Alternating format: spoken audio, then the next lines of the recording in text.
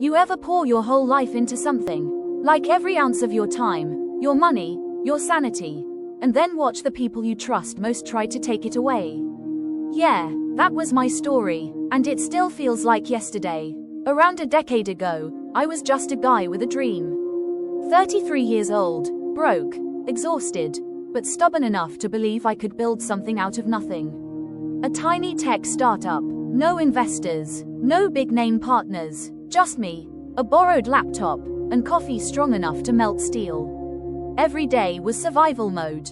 Every line of code, every client email, it all mattered. And somehow, through all the chaos, my little idea started to grow. Slowly at first, but then faster.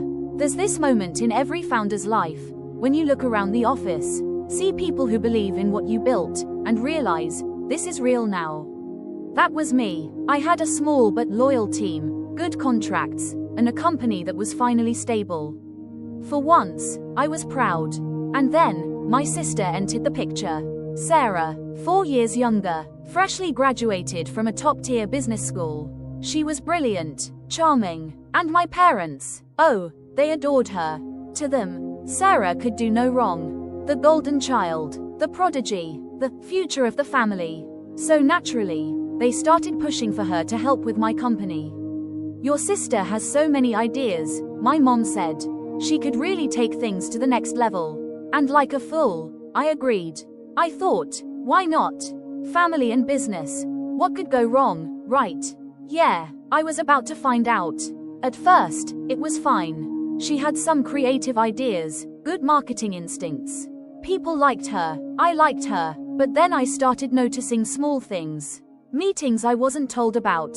Projects being redirected without my approval. And little by little, my employees started looking to her for decisions. I'd walk into a room, my own company, and feel like a guest. The control, the respect, it was all slipping away. Then came the night that broke me. We were having family dinner. Just me, my parents, and Sarah. It started out normal, laughter, wine, the usual talk about work. Then my dad put his fork down, and said something I'll never forget. Son, your mother and I think it's time for Sarah to take over the company. I just sat there, couldn't move, couldn't speak. My mom smiled and said, she's better with people. You've done so well, but we think Sarah can take it further. Further, that word hit like a punch. They wanted her, the one who'd been there less than a year, to replace me. To take everything I'd built, and put my name in the background. I didn't argue, didn't shout, didn't cry, I just smiled, and said, if that's how you feel, okay. But inside, I was already calculating. They thought they were taking something from me. What they didn't know, was that I had already started building something else. You see, when you run a company long enough, you know its every weakness. You know who actually makes it run, and who's just along for the ride. Quietly, I started transferring our key contracts. One by one, I reached out to our best clients, the ones who trusted me personally, and offered them something better. More flexibility, better terms, direct partnership with me. I created a new company in the shadows, registered under a different name, but built on everything I had learned from the old one. And as I worked in silence, Sarah and my parents were celebrating their new era of leadership. They had no idea the ground was already disappearing beneath them. Weeks passed. Sarah became more confident, more arrogant.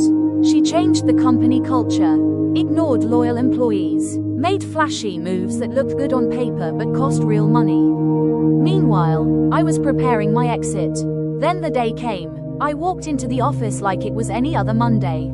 She was in the conference room, mid-meeting, all smiles. And that's when I dropped the news. I'm resigning effective immediately. And by the way, I'm taking our top clients and half the team with me. You could hear a pin drop. Sarah froze. My dad stood up. My mom started asking what was happening. And I just smiled and walked out. By the end of that week, my new company was fully operational.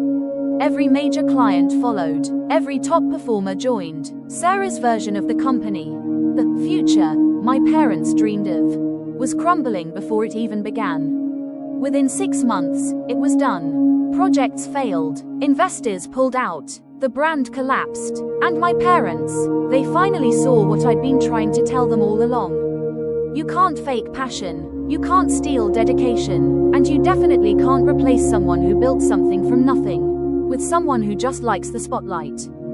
My new company thrived, still does, and as for Sarah, we don't really talk much anymore. Sometimes I wonder if she ever realized what she lost. Not the business, but the trust, the brother who once would have given her everything. Now, all she gets is silence. Sometimes revenge isn't loud, it doesn't come in shouting or slamming doors. Sometimes it's quiet, strategic, beautifully timed. It's watching those who betrayed you realize they were never the ones in control. And that is the sweetest justice there is.